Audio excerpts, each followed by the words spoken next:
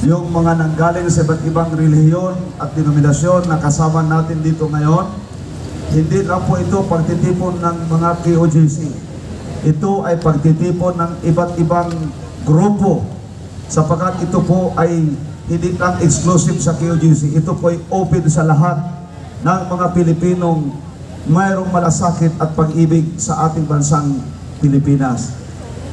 Kami po ay nagpapasalamat sa lahat na dumalo, na naging mapayapa ang ating pagtitipon. Mga kapatid, ang ipinaglalaban po ng KOJC ay ang injustices na ginawa sa aming mahal na pastor at sa buong Kingdom Nation ng Kingdom of Jesus Christ. Hindi lang, actually hindi lang, ngayon hindi lang ang injustices ng KOJC ang aming ipinaglaban, kundi pati na rin ang social injustices na nangyayari sa ating bansang Pilipinas. Ang laganap na kahirapan, gutom, ang napakataas na presyo ng mabilihin, napipintong gira, na kung hindi ito mapipigilan, ang ating bansa ay magiging katulad ng Ukraine. Ang peace and order, marami akong nakausap ng mga riders, lumapit sa akin kanina.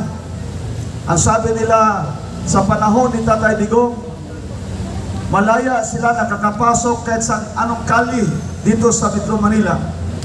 Ngunit ngayon, piling-piling na ang lugar na kailangan pinapasok sapagkat may takot na sa kanilang mga puso.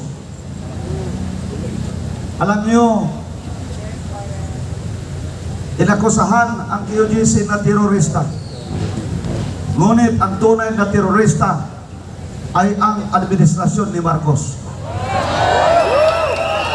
Si Marcos, gamit ang kanyang puwersa ng PNP, sapagkat takot ang kanilang, tinatakot na nila ang taga-KOJC.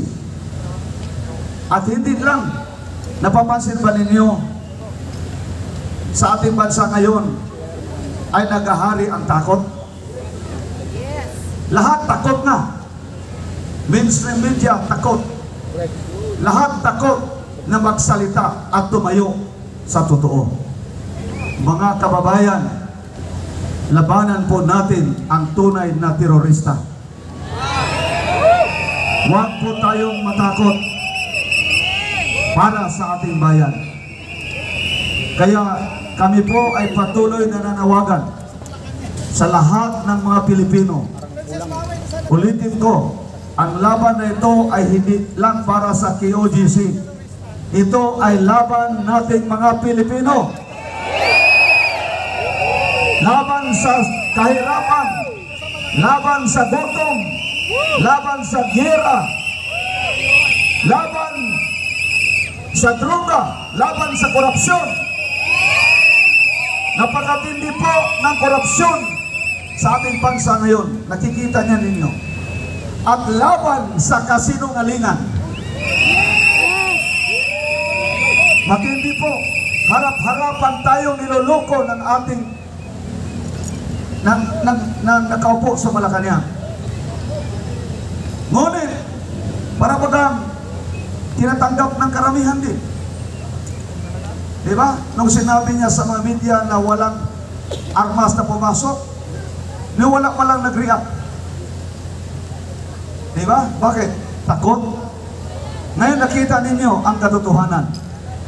Tumayo tayo, tumindig tayo sa katotohanan. Mga kababayan, huwag tayong magpaloko. Kung ano ang ginawa ng administrasyon ito sa KOJC, ganon actually ang ginagawa nila sa bansang Pilipinas.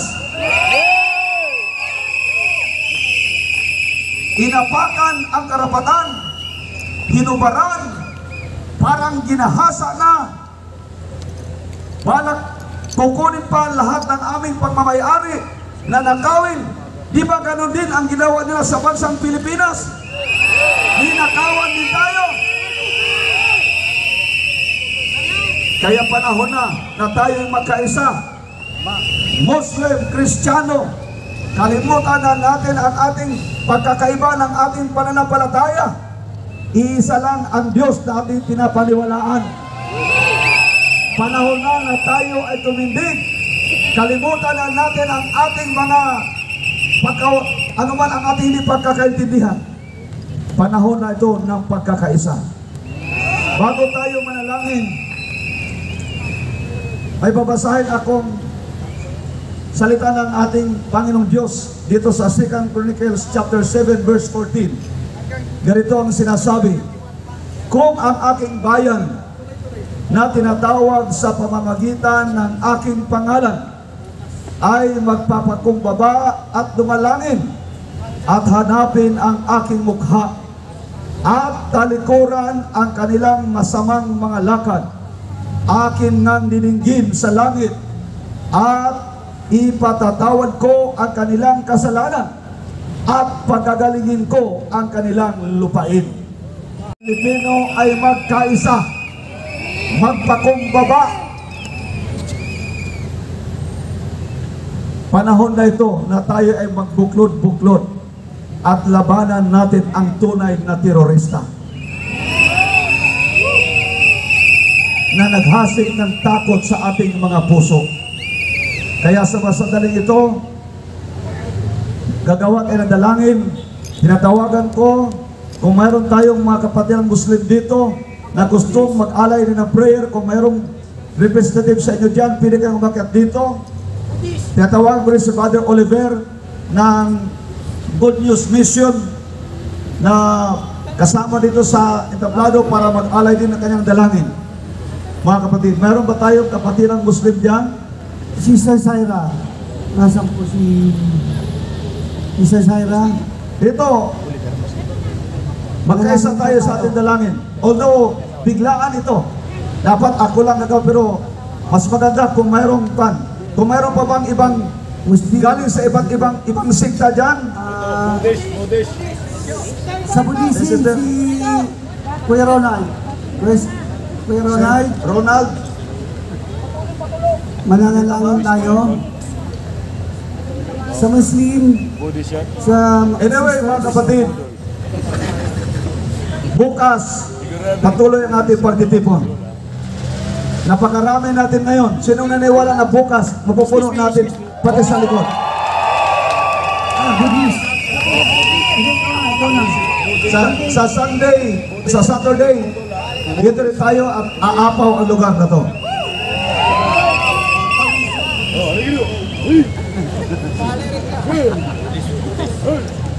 So, sabay-sabay na lang, nandito sila ngayon lahat, mga kapatid.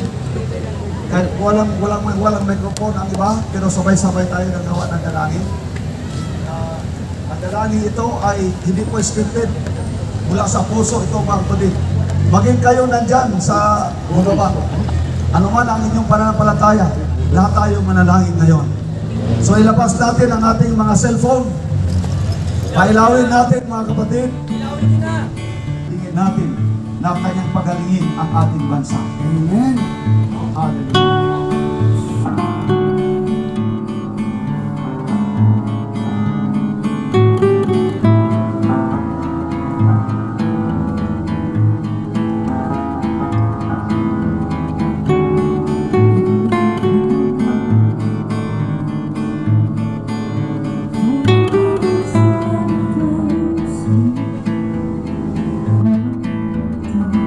Taas natin ang ating mga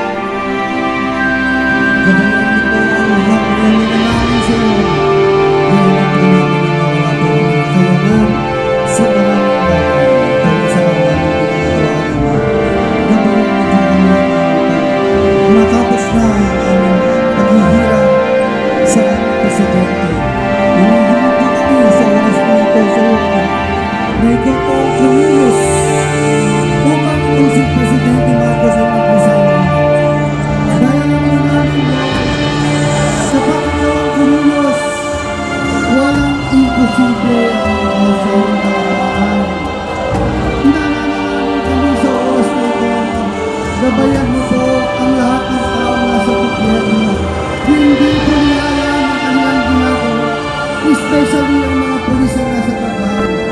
Kaya man Diyos sa gabi nito, humihingi po kami ng panalangin, humihingi po kami ng pagkilos mo, Ama.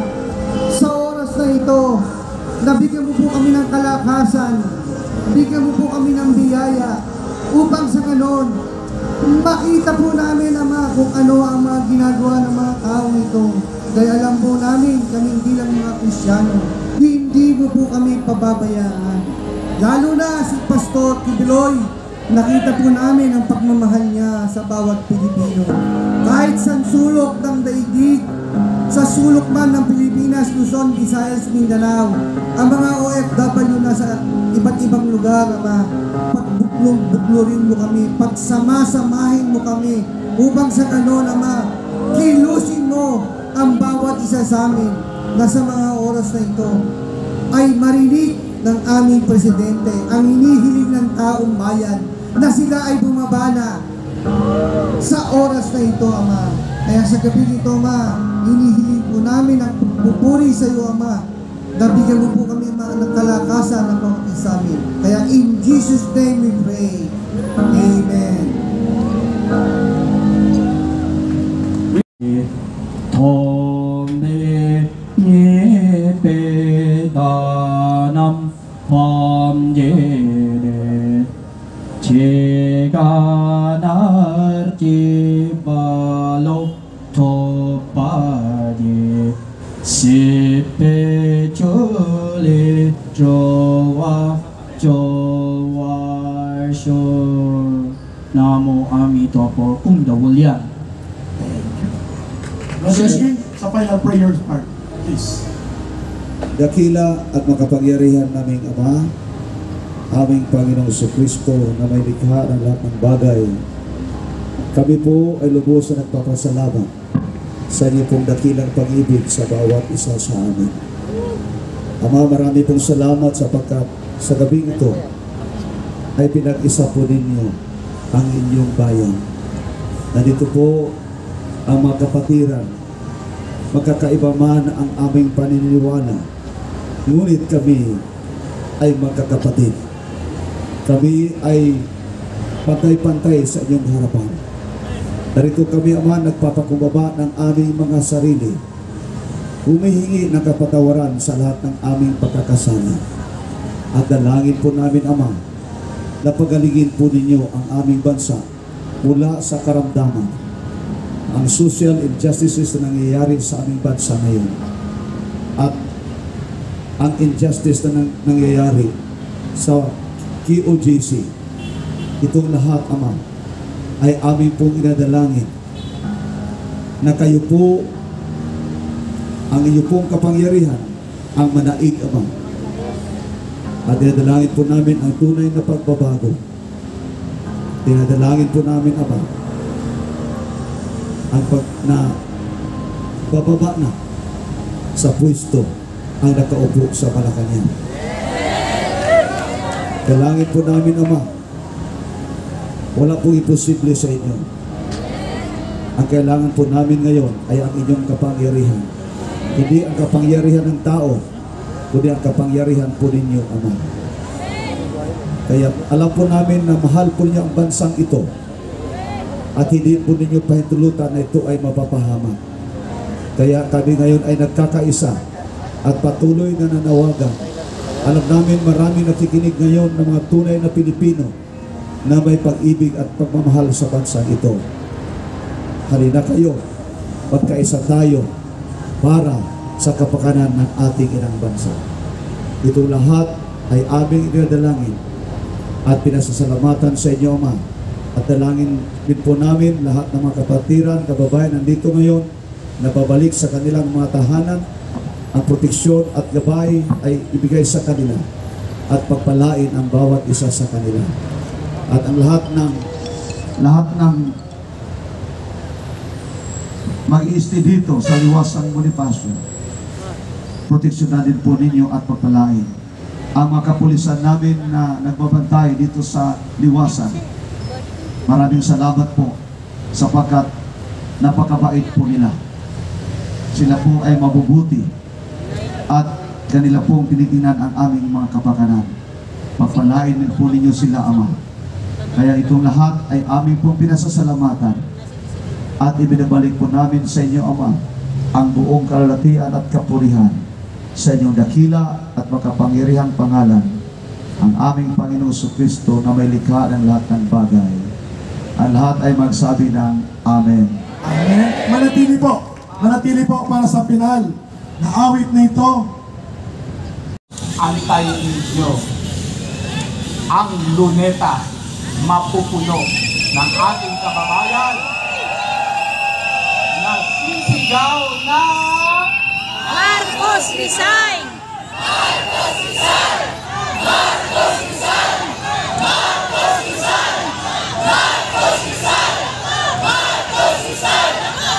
mabuhay po ang Republika ng Pilipinas!